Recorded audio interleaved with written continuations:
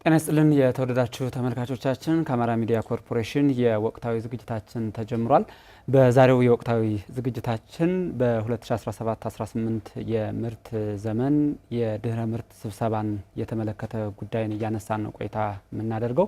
የአማራ ክልል ግብርና ቢሮ ኃላፊ አቶ ደረጀ ማንደፍሮ አብረውን ቆይታ ያደርጋሉ። እስከ ዝግጅታችን ፍጻሜ ድረስ አብራችሁን እንድትቆዩ በአክብሮት እንጋብዛለን። ወደ ቃለ መጠይቃችን ከመግባታችን በፊት በ2017-18 የምርት ዘመን የአማራ ክልል ግብርና ቢሮ ሲሰራቸው የከረሙ ስራዎችን በተመለከተ አጭር መረጃ ሰጥቻችሁ ተመልሰን ወደ ቃለ መጠይቃችን እንቀጥላለን። አብራችሁን ቆዩ።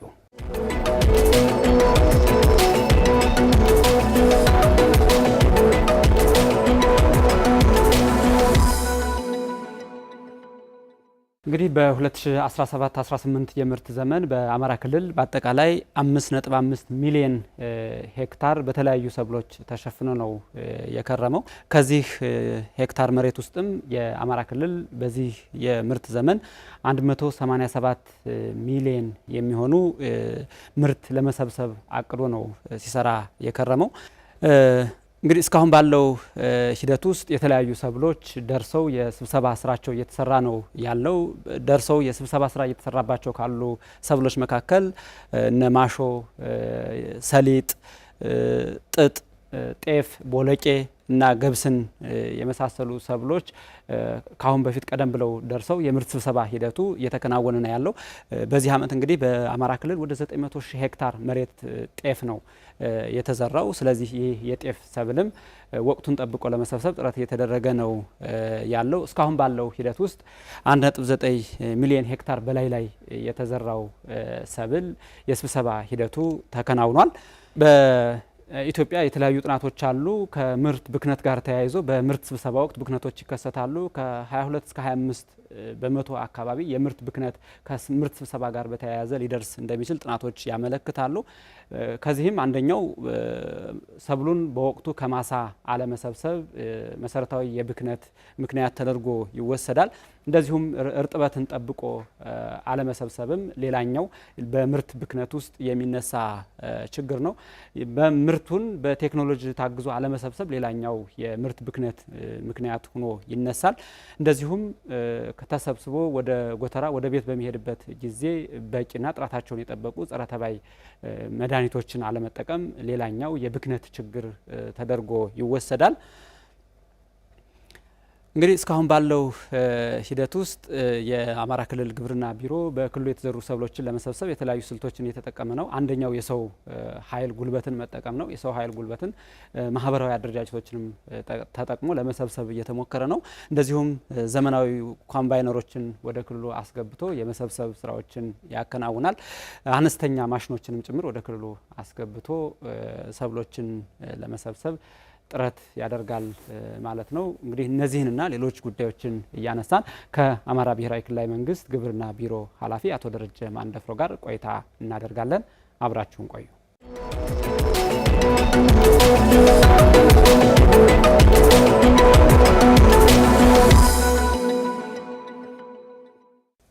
ከመረጃዎቻችን ተመልሰናል። እንግዲህ ከአቶ ደረጀ ማንደፍሮ ጋር የምናደርገውን ቆይታ እንቀጥላለን። የአማራ ክልል ግብርና ቢሮ ኃላፊ አቶ ደረጀ ማንደፍሮ ለምናነሳቸው ሀሳቦች ምላሽና ማብራሪያ ለመስጠት ስቱዲዮአችን ስለተገኙ እናመሰግናለን። እንኳን ደህና መጡ። እንኳን ደህና ቆያችሁን። እኔም አመሰግናለሁ። መልካም። እንግዲህ በ2017-18 የምርት ዘመን ምርትና ምርታማነትን ውጤታማ ለማድረግ የተሰሩ ስራዎች ነበሩ። ከተሰሩ ስራዎች አንጻር ውጤቱ እንዴት ነው ከሚለውን ጀምር። እንግዲህ ያው እንደሚታወቀው የአማራ ክልል ግብርና ቢሮ በዋናነት ከሚያከናውናቸው አንዱ የሰብል ልማት ስራ ነው። ከሰብል ልማት ስራችን ደግሞ የመኸር ምርት ዘመን በተለይ ደግሞ በ2017-2018 የምርት ዘመን በክልላችን ባሉ በሁሉም አካባቢዎች ወደ 5.5 ሚሊዮን ሄክታር መሬት በተለያዩ የሰብሎች በዘር ተሸፍኗል። ከዚህም 187 ሚሊዮን ኩንታል ምርት ይጠበቃል። ምርታማነቱንም ከነበረበት ወደ 32 ኩንታል ፐር ሄክታር ወደ 34 ኩንታል ፐር ሄክታር የማድረስ ግብ ይዘን ነው ስንንቀሳቀስ የቆየ ነው። በዚህም በዋናነት ሰብል ልማትን ስናስብ በሶስት ዋና ዋና ግቦች ላይ መሰረት አድርገን ነው የምንሰራው። የመጀመሪያው የምግብ ሰብል ነው። በምግብ ራስን መቻል ቀዳሚውና ዋናው ከመሆኑ ጋር ተያይዞ ይሄም ከጠቅላላው 60% የሚሆነው ወይም 60 በመቶ የሚሆነው የሚሸፍን ነው።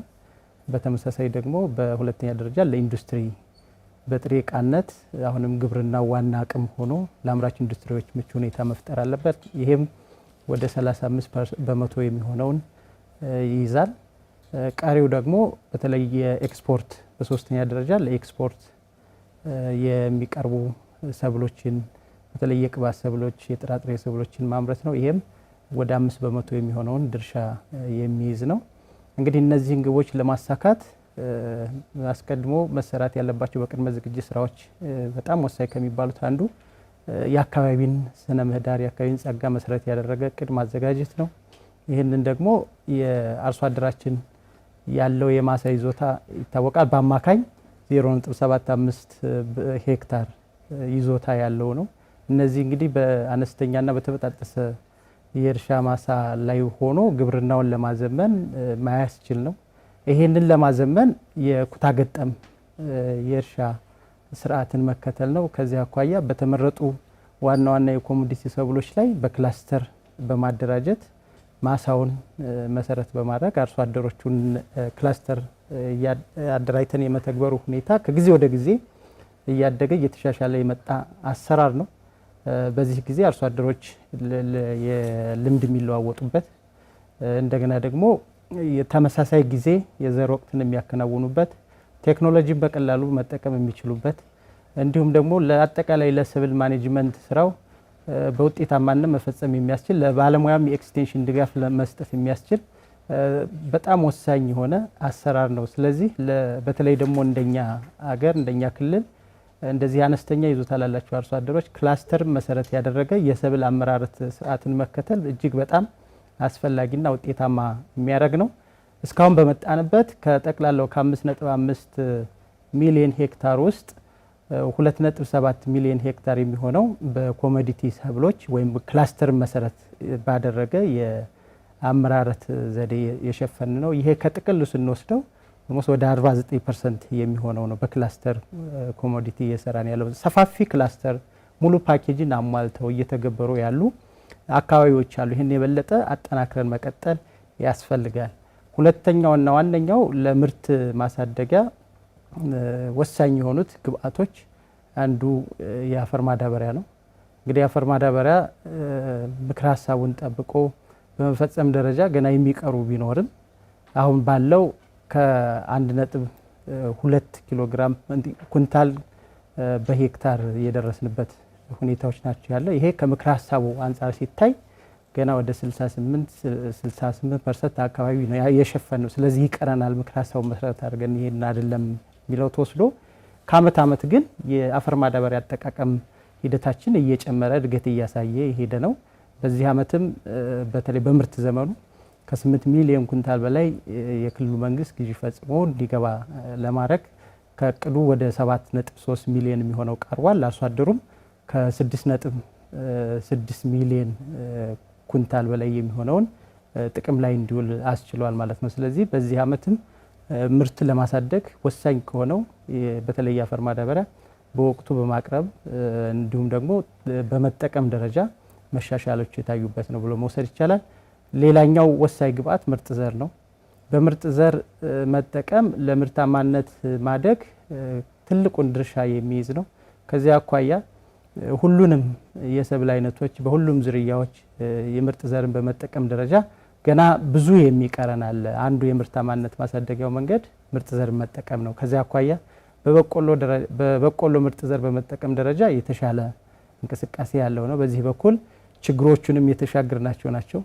ሌሎች ስንዴ፣ ጤፍ እንዲሁም በተለይ ደግሞ የጥራጥሬ ሰብሎች የሚሆኑ ምርጥ ዘሮችን በመጠቀም ደረጃ ግን ገና የሚቀር ነገር በቀጣይም የበለጠ አጠናክረን መስራት ያለብን ነው። እነዚህን ወሳኝ የሆኑ ግብአቶችን በመጠቀም ደረጃ ከአመት አመት መሻሻል ያለው እድገት ያለው ቢሆንም የምንፈልገው የምርታማነት ደረጃ ስናይ ገና ትልቅ ስራ የሚጠይቀን ነው። በተለይ ደግሞ ዓለም የደረሰበት አማካኝ የምርታማነት ደረጃ ስናይ ከፍተኛ ነው።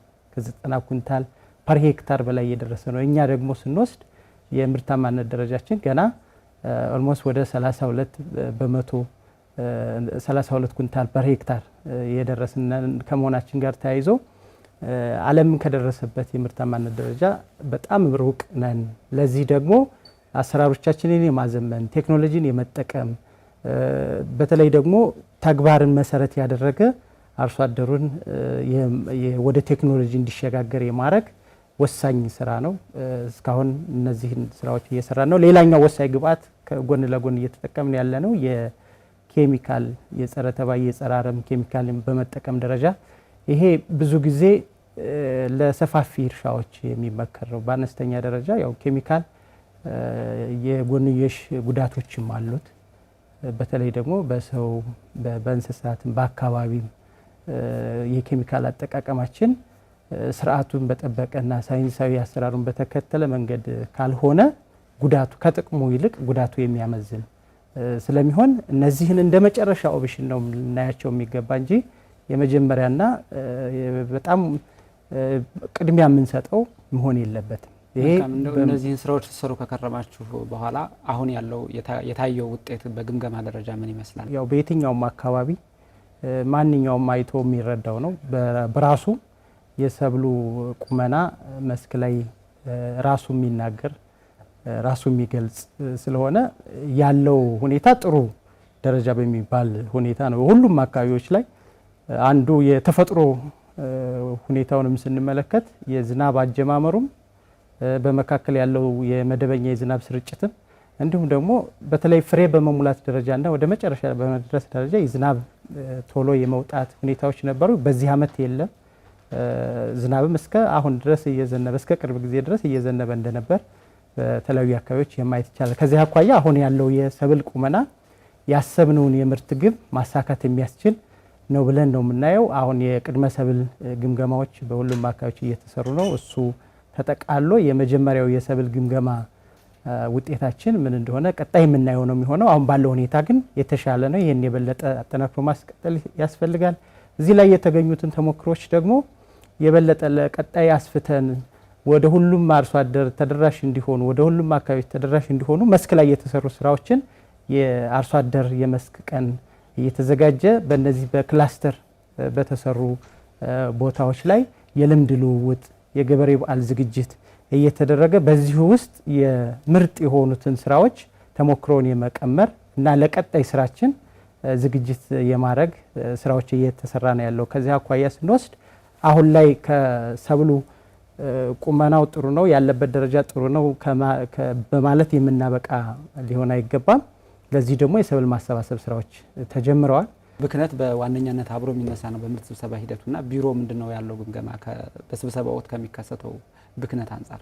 ያው የትልቁ ችግርም አንዱ የምርት ውጤትን በሚፈለገው ደረጃ ላይ ለማብቃት የሚገጥመን ከሰብል ከተሰባሰበ በኋላ የሚደርሱ የሰብል ምርት ብክነት ነው። ይህንን ብክነት ለመከላከል ደግሞ በተለያዩ ጊዜዎች ስልጠናዎች የሚሰጡት እንደተጠበቁ ሆነው ዋናውና ትልቁ ነገር የሰብል አሰባሰባችንን ማዘመን ቴክኖሎጂን የመጠቀም ስራዎች ሲሰሩ የሰብል ምርት ብክነትን ለመከላከል ምቹ ሁኔታ የሚፈጥር ነው። ከዚህ አኳያ ሰብል በሚሰባሰብበት ጊዜ መካናይዜሽንን መጠቀም በጣም ወሳኝ ነው። ከዚህ አንጻር አሁንም የመካናይዜሽን አጠቃቀማችንን ስንወስድ በሁሉም አካባቢዎች ተደራሽ መሆን ገና አልቻልንም። በዚህ ላይ ግን ምርት ብክነት ላይ እንዳይደርስ ከምንጠቀማቸው አንዱ በኮምባይነር የማሰባሰብ ስራ አለ። እነዚህ በክልላችን ውስጥ በተለይ ፖቴንሻል ባለባቸው አካባቢዎች እንደነ ምስራቅ ጎጃም፣ ምዕራብ ጎጃም ኢቭን በጎንደር ማዕከላዊ ጎንደር፣ ምዕራብ ጎንደር እንዲሁም ደግሞ በሰሜን ሸዋ፣ ደቡብ ወሎም እነዚህ አካባቢዎች ላይ በስፋት የመጠቀም ጅምሮች አሉ። ከዚህ አኳያ ምርት ብክነት ላይ ጉዳት እንዳይደርስ ጥናቶችም የሚያሳዩት ከ20% እስከ 30% የሚሆነውን የምርት ብክነት የሚደርሰው በምርት አሰባሰብ ተገቢውን የሆነ ሳይንሳዊ አሰራርን የተከተለ እንዲሁም ደግሞ ለዚህን ውጤታማ የሚያደርጉ ቴክኖሎጂዎችን ካለመጠቀም ችግር የሚፈጠር ነውና በእኛም ሁኔታ በዚህ አማካኝ ውስጥ ስንሆን ጠቅላላ እንሰበስባለን ብለን ከምንጠብቀው 187 ኩንታል ምርት ውስጥ ኦልሞስት ወደ 4.6 የሚሆነው በአማካኝ ተገቢ የሆነ የማኔጅመንት ስራ ካልሰራን የምርት ብክነት ይደርሳል ማለት ነው። ይሄን እንዳይደርስ አስቀድሞ እየተሰሩ ያሉ ስራዎች አሉ። አንዱ የሚሰራው ስራ በሁሉም አካባቢዎች ላይ የደረሱ ሰብሎችን በአግባቡና በስርዓት እንዲሰባሰቡ ለአርሶ አደሩ ግንዛቤ እንዲፈጠር ማድረግ፣ በሁለተኛ ደረጃ ደግሞ አርሶ አደሩ ከአካባቢው ካሉ መካናይዜሽኖች እንዲጠቀም ማድረግ፣ በተለይ ኮምባይነር እነዚህ የመውቂያ ማሽን ትሬሸሮች አሉ በየአካባቢው እነሱ እንዲጠቀም ማድረግ። አሁን በክልላችን ኮምባይነር ወደ 76 የሚሆኑ አሉ። እነዚህ በቂ አይደሉም፣ በጣም ውስን ናቸው። በኪራይም በራሱ በማህበራት ዩኒየን እንዲሁም በአካባቢ ላይ ያሉ የግል ባለሀብቶች ለአርሶ አደሩ በዛው በክላስተር በሚያለሙበት አካባቢ እየተከራዩ የሚጠቀሙበት ሁኔታ። ሌላው ትሬሸር እንደዚሁ በተመሳሳይ ከ5400 በላይ የሚሆኑ አነስተኛ የሰብል መውቂያ ማሽኖች አሉ። እነዚህን የሚጠቀሙበት የበቆሎ መፈልፈያ ማሽኖችም አሉ። እነዚህንም አርሶ አደሮች እንዲጠቀሙ የማድረግ ስራ እየተሰራ ነው።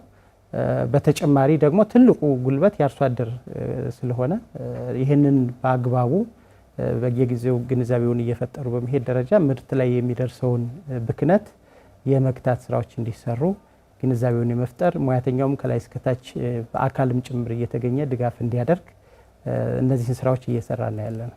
አርሶ አደሩም ራሱ የቴክኖሎጂዎቹ ባለቤት እንዲሆን ከማድረግ አንጻርስ ግብርና ቢሮ ምንድነው እየሰራ ያለው? በየአመቱ ነው አሁን በተለይ ዘመናዊ የምርት መሰብሰቢያ ማሽኖች እጥረት ክልሉ ላይ በየአመቱ ነው እያጋጠመ ያለውና ይህንን በዘላቂነትም ለመፍታት አርሶ አደሮችም ደግሞ የቴክኖሎጂው ባለቤት እንዲሆኑ አሰራር ከመዘርጋት አንጻር የግብርና ቢሮ ምንድነው እየሰራ ያለው? አርሶ አደሩን ወደ ዘመናዊ ግብርና እንዲሆን አሰራሩ እንዲዘምን እናድርግ ስንል አንዱና ዋናው ቴክኖሎጂን እንዲጠቀም ማድረግ ነው። ለዚህ ደግሞ መንግስት እየፈጠራቸው ያሉ ምቹ ሁኔታዎች አሉ።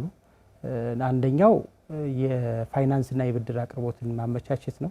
ለዚህ ደግሞ በግል ባለሀብቶችም እንዲሁም ደግሞ የአርሶ አደሩ ተቋም የሆኑት መሰረታዊ ማህበራትና ዩኒየኖችም በቀጥታ ከውጭ የሚገቡትን ማሽኖች ኮምባይነር፣ ትራክተር፣ ትሬሸር ሌሎችንም ከቀረጥ ነፃ እንዲሆን ይህ መንግስት ወስኗል። ይህ ትልቅ እርምጃ ነው። ለምን አርሶ አደሩ ላይ ያለውን በከረንሲ የሚመጣ እስከሆነ ድረስ እነዚህ የዋጋ ጫናዎች አርሶ አደሩ ላይ እንዳይፈጠሩ ከቀረጥ ነፃ እንዲሆን መንግስት ወስኗል። የትኛውም የግብርና መካናይዜሽን ወደ ሀገር ውስጥ የሚገባው ከቀረጥ ነፃ ሆኖ ነው። ይሄ አንዱ አርሶ አደሩ ወደ ቴክኖሎጂ እንዲሄድ እንዲጠቀም ፍላጎቱ እያደገ እንዲመጣ የተፈጠረ ምቹ ሁኔታ ነው። በሁለተኛ ደረጃ ደግሞ የብድር አቅርቦት የማመቻቸት ሁኔታዎች ነው። ይህንንም የባንኮች የመንግስትም የግልም እነዚህን በተመጣጣኝ የወለድ ምጣኔ እንዲሁም ደግሞ የብድር የመክፈያ ጊዜንም ጭምር እንዲራዘም በማድረግ እንዲሁም የአርሶ አደሩ የድርሻ የቁጠባ ቅድመ ቁጠባ መቆጠብ መቻል አለበት። ብዙውን ደግሞ መንግስት ሸር የሚያደርግበት እንደዚህ የብድር ስርዓቶችም የተመቻቹበት ሁኔታዎች ነው ያለው። በዚህ ደረጃ በሚፈለገው ደረጃ ሄደናል ማለት አንችልም። አሁንም ቀጣይነት ያለው ስራ መስራት ይጠይቃል። አሁንም ከፋይናንስ ተቋማቶች ጋር እንደ ቢሮም እየተነጋገርን ነው። በተመሳሳይ ደግሞ ማህበራት ዩኒየኖች በቀጥታ እነሱም የብድር ትስስርን ፈጥረው በራሳቸው አቅም ቴክኖሎጂዎችን እያቀረቡ ለአርሶ አደሩ በተመጣጣኝ ዋጋ ቴክኖሎጂዎችን እንዲጠቀም የማድረግ ስራዎች እየተሰራ ነው። በተመሳሳይ ደግሞ አርሶ አደሩ በራሱ አቅም ሀብት የፈጠሩ አቅማቸውን እያጎለበቱት የቁጠባ ባህላቸውም ጭምር እያደገ እንዲሄድ ወደዚህ ወደ ቴክኖሎጂው እንዲገቡ እየተደረገበት ያለ ሁኔታ ነው ያለው። እንግዲህ በዚህ አመትም በትልቁ እንደ ክልል አብዮት እናምጣበት ካልን መካናይዜሽን ላይ የምንሰራው የግብርና መካናይዜሽን ላይ የምንሰራው ስራ መሆኑ መቻል አለበት። እስካሁን ባለው ሁኔታ ግን ገና ወደ ቴክኖሎጂ ወደ መካናይዜሽን የመግባቱ ሁኔታ በጣም ሩቅ ነን፣ ትልቅ ስራ ይጠይቀናል የሚለውን ይዘን ባሉት አካባቢ ላይ ባሉት የቴክኖሎጂ አማራጮች ግን አርሶ አደሩ በኪራይም እንዲሁም ደግሞ ከማህበራቶች ጋር ትስስር በመፍጠርም እንዲጠቀም የማድረግ ግንዛቤ እየፈጠርን ነው ያለው። ለቀጣይ ስራ በዚህ አመትን በስፋት የምንሰራው አንዱ እዚህ ላይ ያለውን ነው ግዙፍ ማሽኖችን ከመጠቀም ባሻገር ደግሞ በተለያዩ በኢንተርፕራይዞችም ሊሆን ይችላል የሚመረቱ በስራ ፈጣሪዎችም ሊሆን ይችላል የሚመረቱ አነስተኛ ማሽኖችም ይኖራሉና እነሱንም ከማበረታታት አንጻር ወደ ግብርናው እንዲመጡ ከማድረግ አንጻር ምንድነው እየሰራ ያለው? አንዱም እንግዲህ የክልላችን መንግስት የ25 ዓመት የአሻጋሪና የዘላቂ ልማት እቅድ ፍኖተ ካርታ ተዘጋጅቷል። ከዚህ በመነሳትም ከ2018 ጀምሮ እቅድ ታቅዶ ወደ ተግባር ገብተናል። ለዚህ አንዱ የግብርናውን ማዘመን ነው። ግብርናውን ማዘመን የምንችለው ደግሞ ያሉትን አሰራሮች የአርሶ አደሩን ጊዜውን፣ ጉልበቱን እንዲሁም ደግሞ ሀብቱን የሚቆጥብለት ከትንንሽ ቴክኖሎጂዎች ጀምሮ እንዲጠቀም ማስቻል። ከዚህ አኳያ የክልላችን ውስጥ ያሉት የተለያዩ ኢንተርፕራይዞችም የስራና ክህሎት በተለይ ደግሞ እሱ በሚፈጥራቸው የቴክኒክና ሙያ ተቋሞች የተለያዩ የስራ ፈጠራዎችን ለአካባቢ የሚስማሙ ቴክኖሎጂዎችን ከትናንሽ ቴክኖሎጂ ጀምሮ እንዲያወጡ ይሄ ስራ መሰራት መቻል አለበት። እቅዳችንም አንዱ ይሄን ትስስር የፈጠረ ነው። በሌላ መንገድ ክልላችን ላይ ያሉ የተለያዩ ኢንዱስትሪዎች አምራች ኢንዱስትሪዎች አሉ። እነዚህም ከግብርናው ጋር እንዲተሳሰር ሄዶ የግብርናው ትራንስፎርም ማድረግ ወይም የግብርናው ሽግግር መፈጠር ለገጠር አጠቃላይ ሽግግር መፍጠር ምቹ ሁኔታ ወይም መሰረት የሚሆን ነው። ስለዚህ ግብርናውን ለማዘመን ሌሎች ተቋሞች ጋር በትስስር የምንሰራው እንደተጠበቀ ሆኖ ቴክኖሎጂው ከትላልቅ ብዙ ወጪ የሚጠይቁ ከሱ ላይ እስከምንደርስ ድረስ ደግሞ እዛ የሚደርሱትን እንዲጠቀሙ የበለጠ ማበረታታት፣ ከትንሹ ደግሞ እንዲጀምሩ ማድረግ።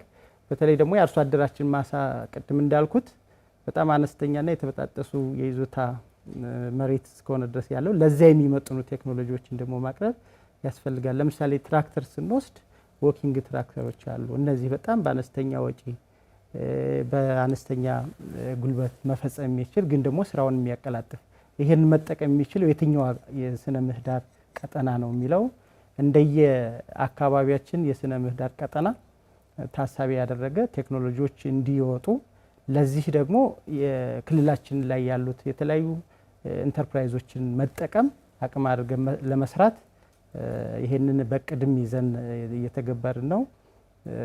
በቀጣይም የበለጠ አጠናክረን የምንሄደው ይሆናል ማለት ነው። እንግዲህ በቴክኖሎጂ ታግዞ ምርቶችን ለመሰብሰብ ያለው ሂደት በቂ አለመሆኑን እያነሱልን ነበር። ይህ ካልሆነ ደግሞ የምርት ብክነቱ እየሰፋ እንዳይሄድ ያለውን የሰው ኃይል መጠቀም ማህበራዊ አደረጃጀቶችን ደቦን ጨምሮ ከመጠቀም አንጻር ግብርና ቢሮና መዋቅሩ እንዴት ነው እያስተባበረ ያለው? የህዝባችን አንዱ ትልቁ እሴትና ባህል በጋራ በህብረት መስራት። የተለያዩ አካባቢ የሆኑ ባህሎች አሉ፣ ደቦ የምንለው በጋራ መስራት።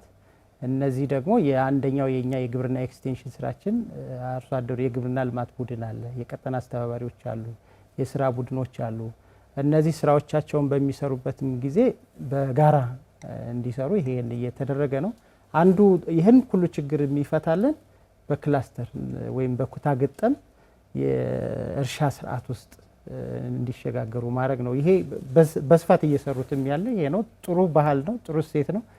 ትልቁም ጉልበት በእኛ በክልላችን ኦልሞስት የሚሰራ ጉልበት ከ64 በመቶ በላይ የሚሆናል። ይሄን ኃይል በአንድ ጋር አቀናጅቶና አስተባብረው በጋራ እንዲሰሩ የማድረግ ሁኔታዎች አሉ። ስለዚህ የስራ ባህላችን በተለይ በአርሶ አደሩ በኩል ብዙ በመወዘን ደረጃ የሚታይ አይደለም። ሙሉ ጊዜውን ስራ ላይ ነው የሚያውለው፣ በተለይ ደግሞ አርሶ አደራችን። ስለዚህ ይህን የበለጠ አጠናክረን በወቅቱ ሰብልን በጥራት እንዲሰበስብ ተገቢውን የሆነ ድጋፍ ለመስጠት ጥረት እየተደረጉ ነው። ይህን የበለጠ አጠናክረን እንቀጥላለን። አንዱ የግብርና ኤክስቴንሽን ስራችንም አርሶ አደሩን አስተባብሮ ተገቢውን አገልግሎት እንዲሰጥ ማስቻል ነውና ይህን እየሰራን ያለ ነው። ከምርት ብክነት ጋር ተያይዞ ቀደም ሲል ስናነሳው የነበረው አንደኛው ችግሩ በጊዜም አለመሰብሰብ፣ እርጥበትን ጠብቆ አለመከመር ከውጫም ጋር የተያያዙ ችግሮች ናቸውና እነዚህ ችግሮች የአየር ሁኔታውንም ጭምር መረጃዎችን ቶሎ ቶሎ ለአርሶ አደሩ አድርሶ ምርቱ በጊዜና በጥራት እንዲሰበሰብ ከማድረግ አንጻር እስከ ታችኛው ያለው የግብርና ቢሮ መዋቅር ምንድን ነው እየሰራ ያለው? እንግዲህ ሰብል በሚሰበሰብበት ጊዜ የተለያዩ ችግሮች ይገጥማሉ። እንደተባለው ሰብሎች ይደርሳሉ። በዚህ ወቅት ደግሞ የወቅቱን ያልጠበቀ ዝናብ ይመጣል። በዚህ ጊዜ አርሶ አደሩ ተዘጋጅቶ እንዲጠብቅ የተለያዩ የኤክስቴንሽን ምክር ሀሳቦች ለአርሶ አደሩ በየጊዜ ይሰጣል እና አሁን መረጃውንም በቅርበት ለማግኘት አርሶ አደሩ ብዙ አይቸገርም። በሬዲዮም በተለያዩ ሚዲያዎችም ጭምር ለአርሶ አደሩ በቀላሉ ሊደርሱ የሚችሉት መልእክቶች ይተላለፋሉ አስቀድመው። ሁለተኛ የሜትሮሎጂ ኤጀንሲው በራሱ በየጊዜው የሳምንት የ15 ቀን የወር አስቀድሞ ትንባያዎችን በመስጠት መረጃዎችን ያደርሰናል። እኛ ይህንንም በፍጥነት ወደ ታች እናደርሳለን። በዛ አግባብ ተገቢውን ቅድመ ዝግጅት ስራዎች እንዲያደርጉ ቅድመ ጥንቃቄዎችን እንዲያደርጉ የምክር ሀሳብ እንሰጣለን። በዚህ ደረጃ አሁንም ሰብል የደረሱ ሰብሎችን በመሰብሰብ ደረጃ ጥሩ ሂደት ላይ ነው ያለው። ይህንን የበለጠ አጠናክሮ መቀጠል ያስፈልጋል። አንዱ እየተሰራ ያለው በዚህ መንገድ ነው። ሁለተኛው ደግሞ በተለያዩ ጊዜያቶች ስልጠናዎችም ለአርሶ አደሮች ይሰጣሉ። እነዚህ ስልጠናዎች ሲሰጡ በተለይ ደግሞ የምርት ብክነት እንዳያደርሱ የተለፋበትን የተደከመበትን መጨረሻ ላይ እንግዲህ ሰብል ማሰባሰብ ስንል ከማሳ እስከ ጉርሻ ነው የሚባለው በእንትኑም ጭምር እና ብዙ ጊዜ እዚህ ላይ ያሉትን ጥንቃቄዎች እንዲያደርግ ነው የምክር ሀሳብ እየተሰጠን ያለ ነው።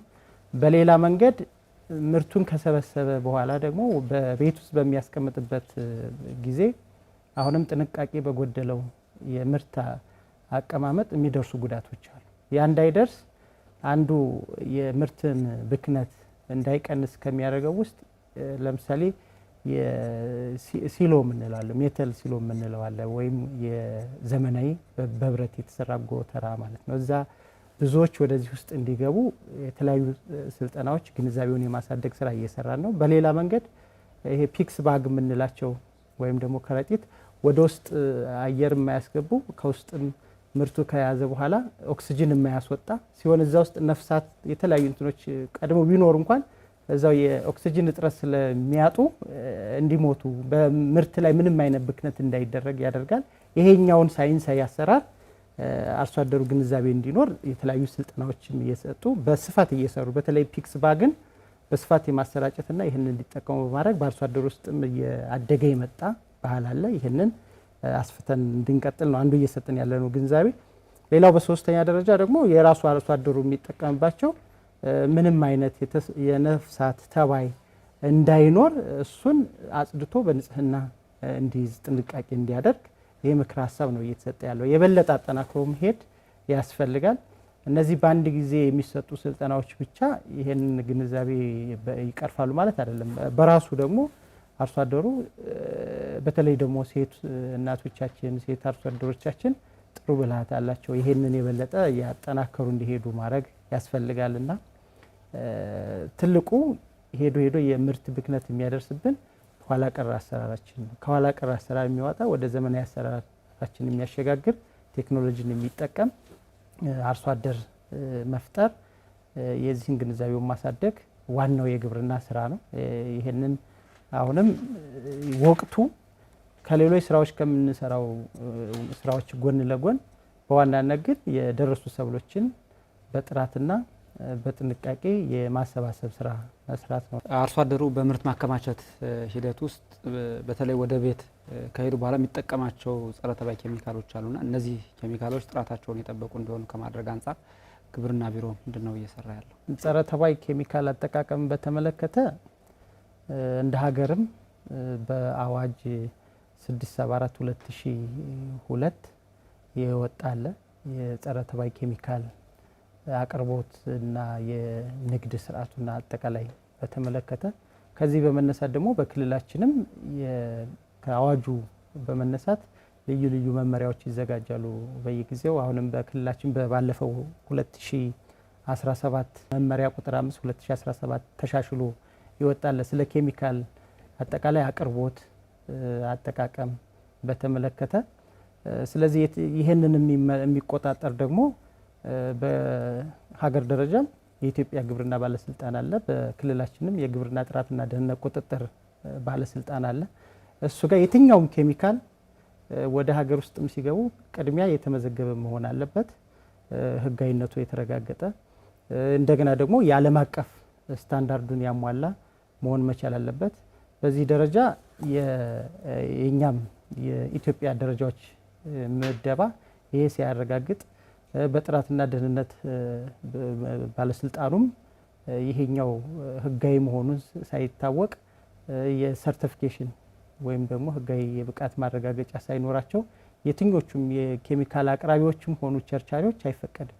ግን አልፎ አልፎ አሁንም በተለያዩ አካባቢዎች የተደራሽነቱ ውስን ከመሆኑ ጋር ተያይዞ በህገወጥ መንገድ ኬሚካል የሚያሰራጩ አሉ። እሱን ራሱ ማህበረሰቡም የማጋለጥ ህጋዊ ናቸው ወይ የሚለውን የማወቅ ስራ መስራት አለበት። ይህን ማንቀት ደግሞ የኛ የግብርና መዋቅሩ ነው።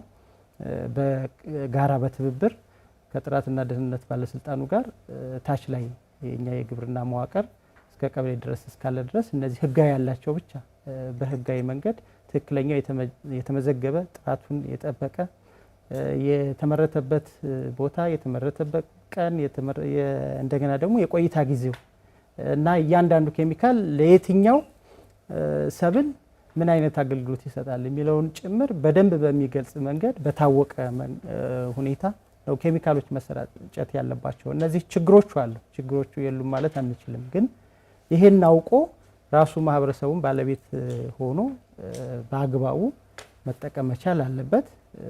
በክልላችን ህጋዊ የብቃት ማረጋገጫ ያላቸው የኬሚካል ቸርቻሪዎች ወደ 1200 በላይ አሉ በክልል በተለያዩ አካባቢዎች። እነዚህ ህጋዊ ናቸው። በአንድም ይሁን በሌላ ኃላፊነትን ወስደው ነው ለአርሶ አደሩ አገልግሎት እንዲሰጡ እየቀረበ ያለው። ከዚህ ውጭ ያሉት ግን በተለያዩ አካባቢዎች ምንጩ ያልታወቀ ባለቤትነት የሌለው ዝም ብሎ እያዞሩ በየቦታው ኬሚካል የሚሸጡ በህብረተሰቡም ላይ በጤናም ላይ በአካባቢም ላይ ከፍተኛ የሆነ ጉዳት ነው የሚያደርሰው። ይህንን በጋራ መከላከል ያስፈልጋል። አይ ቲንክ ሚዲያዎችን በዚህ ደረጃ ጥሩ ትሰራላችሁ ብለን እናስባለን። መረጃ ለአርሶ አደሩ መድረስ መቻል አለበት። ኬሚካል አጠቃቀማችን በራሱ መሰረታዊ ችግር ያለበት ነው። አርሶ አደሩ የራሱን የሚከላከልበት ራሱ አይጠቀምም። ወደ ቤት ውስጥም ሲሄዱ የተጠቀሙባቸውን ማቴሪያሎች የኬሚካል መጠቀሚያዎች በራሱ በአግባቡ የአወጋገድ ስርዓት ጭምር አይጠቀምም እና ህጻናቶች የሚደርሱበት ዝም ብሎ ራሱ አርሶ አደሩ ያንን እየነካካል ጤናውም ላይ ሌላም አካባቢ ላይ ብክለት በሚያደርስ መንገድ ደረጃ ነው ሲሆን የምናየውና ያ እንዳይሆን ሙያተኞች ተገቢውን ምክር ሀሳብ ለአርሶ አደር መስጠት ማሰልጠን፣ እንደገና ደግሞ የሚያደርሰውንም ጉዳት በአግባቡ ማስረዳት ያስፈልጋል። ይሄ ስልጠናዎች በምንሰጥበት ጊዜ ሁሉ ይካሄዳሉ፣ ግን በቂ አይደሉም። ተከታታይነት ያለው ስራ መስራት ያስፈልጋል። ይህን የሚሰሩ ግለሰቦች ደግሞ ማህበራዊ ኃላፊነት ሊሰማቸውም ይገባል። እንደ ዜጋ አርሶ አደሩ ጉዳት እንዳይደርስበት በቂ ግንዛቤ ሰጥተው ለአርሶ አደር የማይጠቅም መሆኑን እንደማውቀው አስቀድሞ መጀመሪያ ህብረተሰብ መጉዳት የለብኝም፣ አካባቢ መጉዳት የለብኝም የሚል ኃላፊነት የተሞላው ዜጋ መሆን መቻል አለበት። እዚህ ላይ የሚሰራ የዕለቱን ጥቅም የሚያገኝ ሆኖ ብቻ መቅረብ የለበትም እና ይሄ በተለይ ኬሚካል ላይ ያለው አጠቃቀም አጠቃላይ ለምርታችንም ላይ ይሁን ለሌላው ማህበረሰቡ ላይ ተጨማሪ ጉዳት በማያደርስ መንገድ መሆን ይኖርበታል። ስለዚህ ህጋዊ አሰራር አለው። ህጋዊ አሰራሩን ተከትሎ ሁሉም እንዲፈጽም እኛም ዋና ስራ አድርገን መያዝ መቻል አለብን። ሌላውም ደግሞ በትብብርና በኃላፊነት መንፈስ ይዞ መስራት መቻል ይኖርበታል ማለት ነው። አሁን ገበያው ላይ ያለው የጸረ ተባይ መድኃኒት አቅርቦት ክፍት መሆኑ ነው ህገወጥ እና ጥራት የሌለው ጸረ ተባይ መድኃኒት የሚያቀርቡ ሰዎች ወደ አርሶ አደሩ እንዲገቡ ያደረጋቸውና ህጋዊና ጥራት ያለውን ወይም ተመካሪውን የጸረ ተባይ መድኃኒት የሚያቀርቡ ሰዎችን ከአርሶ አደሩ ጋር የማስተሳሰር ትስስር የመፍጠር በመዋቅሩ ምንድነው የተሰራው? ከዚህ አንጻር ከአርሶ አደሩ ጋር ይህን ትስስር ለመፍጠር በመንግስት በኩል የተደረጉ ጥረቶች አሉ። አንዱ የግብርና እርሻ አገልግሎት ማዕከላቶች አሉ። የዋን ስቶፕ ሾፒንግ የምንላቸው ወይም የአንድ መስኮት አገልግሎት የሚሰጡ ሁሉንም የግብርና ግብአቶች ኬሚካል፣ ሌላ ቴክኖሎጂም ግብአቶችንም ጭምር የሚያገኙበት እነዚህ መንግስት እንዲቋቋሙ ሲያደርጋቸው በዋናነት ለአርሶ አደሩ በተመጣጣኝ ዋጋ ጥራት ያለው ግብአት እንዲሁም ደግሞ በእነሱ በአቅራቢያቸው እንዲያገኙ እነዚህ ግብአቱን ማቅረብ ብቻም ሳይሆን አርሶ አደሩም ጭምር ስልጠና እየሰጡ ግንዛቤውን እየፈጠሩለት ችግር ቢደርስም ጭምር እነሱ ኃላፊነት እንዲወስዱ የሚያደርጉ ናቸው። እነሱም ደግሞ ከሌሎች ቸርቻሪ ነጋዴዎች ጋር አነስተኛ በዚህ ላይ የተደራጁ ወጣቶችም ጭምር ትስስር ፈጥረው ይሰራሉ። በህጋዊ መንገድ የሚሰሩትን የበለጠ ማበረታታት፣ መደገፍ፣ የኢንስፔክሽን ስራም ይሰራል። በራሱ የጥራትና ደህንነት ቁጥጥር ባለስልጣኑ በክልላችን 5 ቅርንጫፎች ላይ ያሉ በዞን ደረጃ እነሱም ይሄን ነው የሚሰሩት። ታችም ደግሞ ውክልና ወስዶ በባለቤትነት ከዚህ ከጸረ ተባይ ኬሚካል ጋር ተያይዞ ያለውን ድጋፍ የሚሰጠው ዋና ባለቤቱን ግብርና ነው። ስለዚህ ግብርና መዋቅራችን እስከ ታች ቀበሌ ድረስ እስካለ ድረስ አርሶ አደሩ እነዚህ በተለይ በህገወጥ መንገድ የብቃት ሳይሰጣቸው ኬሚካል በተለያዩ አካባቢዎች ላይ የሚያቀርቡትን ይሄንን እርምጃ መወሰድ አለበት። ያው በዚህ በኩል በሚፈለገው ደረጃ ተሄዷል ማለት አይቻልም። ምክንያቱም የብዙዎችን ትብብር፣ ድጋፍ፣ ቅንጅት የሚጠይቅ ከመሆኑ ጋር ተያይዞ ይሄን ግን በጋራ ማስቆም ያስፈልጋል። በየአካባቢው ላይ ያሉት በህገወጥ መንገድ ሲሸጡ አርሶ አደሩን የሚጎዳ ግብአት ይዘው ሲቀርቡ እነሱን መከላከል ደግሞ እንደ ዜጋ የሁሉም ኃላፊነት መሆን መቻል ይኖርበታል። በበላይነት ግብርና እንደ ተቋም ከጥራትና ደህንነት ባለስልጣኑ ጋር የሚሰራው እንደተጠበቀ ሆኖ እነዚህ ቁጥጥር እያደረግን ነው፣ ክትትል እያደረግን ነው። ግን ደግሞ በተለያዩ አካባቢዎች አሁንም ችግሮች አሉ።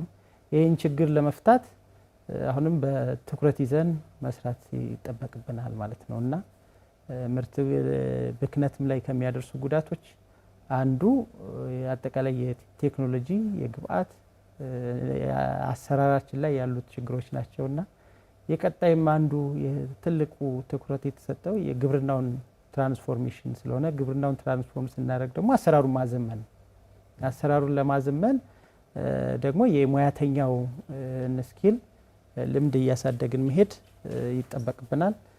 እነዚህ ናቸው እየሰራን ያለ ነው። እንግዲህ የምርት ብክነት ጉዳይ ለአርሶ አደሩ ብቻ የሚተው ኃላፊነት አይደለም። ሌሎች ባለድርሻዎችም ካሁን በፊትም ሲሰሩ የነበረው በተለይ ወቅቱን ያልጠበቀ ዝናብ በሚመጣበት ሰዓት በዘመቻ ሌሎች በጎ ፈቃደኞችም ጭምር እንዲገቡበት የማድረግ ስራ ሲሰራ እንደነበር እናስታውሳለን። ሌሎችም ትልልቅ በመቶ ሺዎች እስከ 600 እስከ 700 ሺህ የሰው ጉልበት የሚፈልጉ ዞኖች እንዳሉ በተለያዩ ጊዜ ማስታወቂያዎችንም ሲያስነግሩ እንሰማለን እና እንዲህ ባለው ትልልቅ ዘመቻዎችን በሚፈልጉ ግን ደግሞ የምርት ስብሰባ ሂደቱ ጊዜ የማይሰጥ ሲሆን በጎ ፈቃደኞችንም አስገብቶ ሌላውንም ማህበረሰብም ጭምር አስተባብሮ የምርት ስብሰባ ሂደቱ ላይ እንዲሳተፍ ከማድረግ አንጻር እየተሰሩ ያሉ ስራዎችን እናንሳ። ያው እንግዲህ ክልላችን በጣም በርካታ አቅሞች አሉ። እነዚህ አቅሞች ደግሞ ችግሮች በሚደርሱ ጊዜ በተለይ እንደዚህ የተፈጥሮ አደጋዎች በሚደርሱ ጊዜ ይህንን አስተባብሮ ይህንን ለመከላከል መቻል ነው። በዚህ በኩል አሁን በተለይ ደግሞ ወቅቱን ያልጠበቀ ዝናብ ብዙ የደረሰ የለም፣ ችግሩ የለም። ግን ችግሩ የለም ብለን እንተው አይደለም። ቀደም መጀመሪያ እንዳነሳሁት የተለያዩ የሜትሮሎጂ ትንበያዎች በየጊዜ ይደርሳሉ። እነዚህን ደግሞ ወደ ታች ግንዛቤ እንፈጥራለን። መልእክቶች ይደርሳሉ፣ በሚዲያዎችም ይነገራሉ። አንደኛ የደረሱ ሰብሎችን በወቅቱ እንዲሰበሰብ፣ ሁለተኛ አካባቢ ላይ ያሉ አቅሞችን አርሶ አደሩ ይህን ሰብል ለመሰብሰብ በአንድ ጊዜ ስለማይችል ግን ደግሞ አቅሞችን ማሰባሰብ አንዱ አቅም የበጎ ፈቃደኞች ወጣቶችን ኢቭን ትምህርት ቤቶችንም ጭምር የመንግስት ሰራተኛውም ሌላውም በትብብር የሚሰራው እና እነዚህን ነገሮች እንዲያደርጉ መልእክቶችን በተለያየ መንገድ እያደረስን ነው።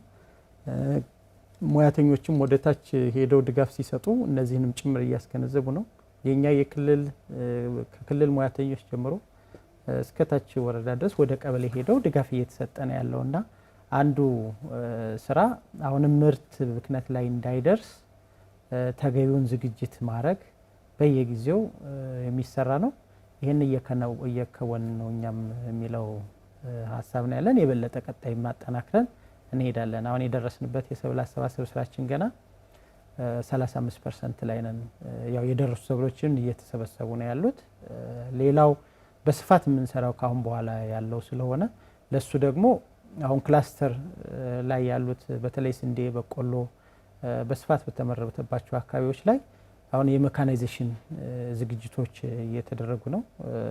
በቀጣይ ሳምንት ጀምሮ አሁን ከዚህ ከሚቀጥለው ሳምንት ጀምሮ ኦልሞስት በኮምባይነር የመሰብሰብ ስራዎችም ይሰራሉ። ይሄ ዝግጅት እየተደረገ ነው።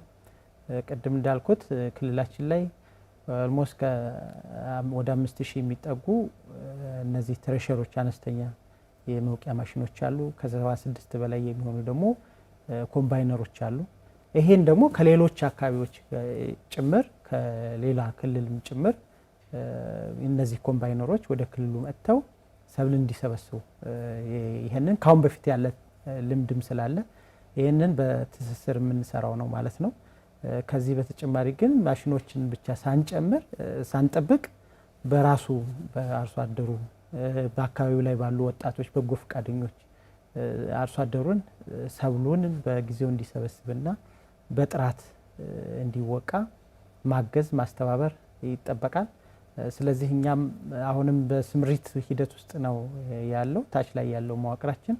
ይህን ደግሞ በቀጣይነት አጠናክረን ከሌላ ከመስኖ ልማት ስራችን ከተፈጥሮ ቅድመ ዝግጅት ስራዎቻችን ጎን ለጎን ይህንንም እያስተባበርን የምንሰራው ነው ማለት ነው እና ትልቁ የኛ የግብርና አቅም ኤክስቴንሽን ሲስተሙ ነው እና ይህን ኤክስቴንሽን ሲስተሙን በየጊዜው አጀንዳዎች ቼክሊስቶች እየተለዩ ወደ ታች ይወርዳሉ። ይህን ደግሞ ሙያተኛው ለአርሶ አደሩ ግንዛቤ በመፍጠር አካባቢ ላይ ያሉትን ጉልበቶች አስተባብሮ የሚሰራ ይሆናል ማለት ነው። ከምርት ስብሰባው ጎን ለጎን እንግዲህ እና ከምርት መነሳቱ ማግስት ወደ መስኖ ስራ ስለሚገባ እሱ ላይ ምን ቅድመ ዝግጅት ነው እየተደረገ ያለው? አንዱ የዚህ ዓመትም የመንግስትም ዋናው የትኩረት አቅጣጫ መስኖን በስፋት ማልማት ማዘመን የሚለው ነው። አንድ መሬት ጾም ማደር የለበትም ስንል እንግዲህ ግብርናችን በዝናብ ጥገኝነት ላይ ያለ ነው እስካሁን ድረስ። ይሄን ከዝናብ ጥገኛ ብቻ ሆነን ደግሞ ምርትና ምርታማነትን ማሳደግ አንችልም። ስለዚህ ምርትን ለማሳደግ አካባቢ ላይ ያሉትን ጸጋዎች አቅሞች ሁሉ አሟጠን መጠቀም መቻል፣ ለዚህም ደግሞ መስኖን መጠቀም ነው። የመስኖ ልማት ስራችን አሁን በዚህ ዓመት በልዩ ትኩረት ይዘን የምንሰራው ስራ ነው።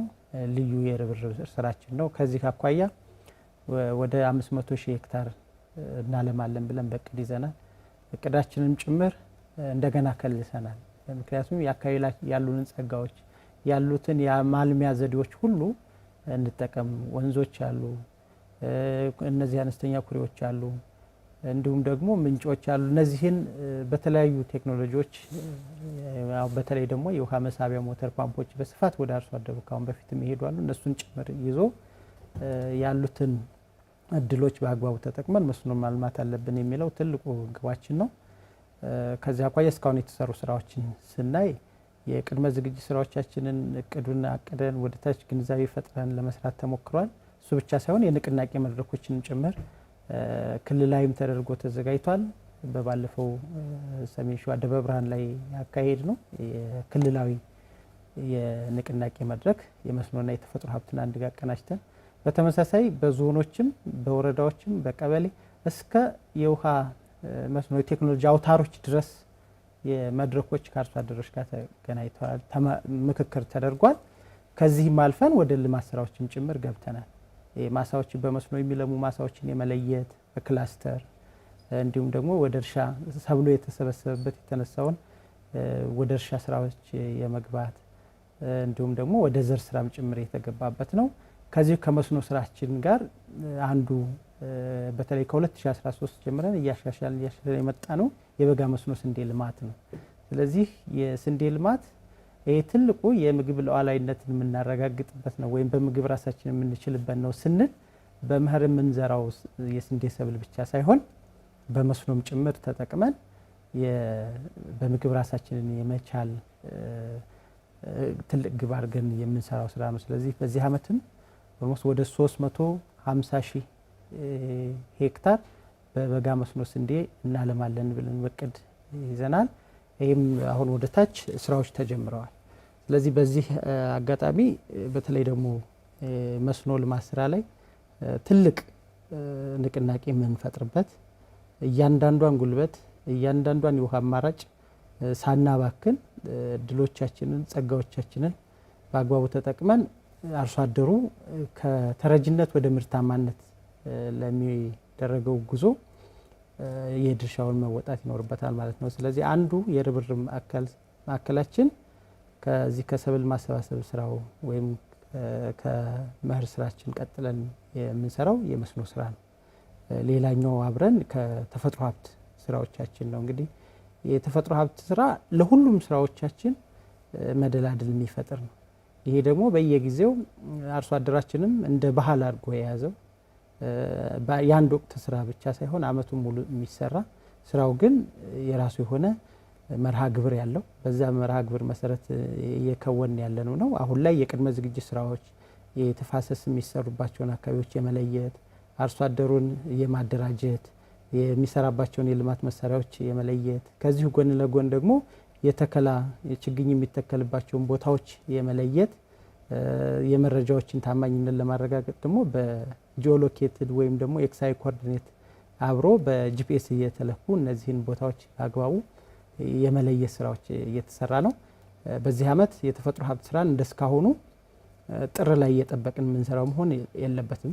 የስራ ባህላችንን ጭምር መቀየር ማሻሻል አለብን ብለን እንደየ አግሮ ኢኮሎጂው ከታህሳስ ወር ጀምሮ የተፈጥሮ ሀብት የተቀናጀ ተፋሰስ ልማት የተግባር ስራም ጭምር የምንጀምርበት ነው ማለት ነውና እነዚህን ስራዎችና ሌሎች በመደበኛነት የምንሰራቸውን ስራዎችን ጭምር በትኩረት ይዘን እየሰራን ያለነው በቀጣይም የበለጠ አጠናክረን እንቀጥላለን። የአማራ ክልል ግብርና ቢሮ ኃላፊ አቶ ደረጀ ማንደፍሮ ከአማራ ሚዲያ ኮርፖሬሽን የወቅታዊ ዝግጅት ጋር ቆይታ ስላደረጉ እናመሰግናለን። እኔም በጣም አመሰግናለሁ። የተወደዳችሁ ተመልካቾቻችን የወቅታዊ ዝግጅትን ስትከታተሉ ቆይታችኋል። አብራችሁን ስለነበራችሁ እናመሰግናለን። ዘመኑ ታደለ ከመላው የስቱዲዮ ባለሙያዎች ጋር ቆይታ አድርጊያለሁ። ጤና ይስጥልን።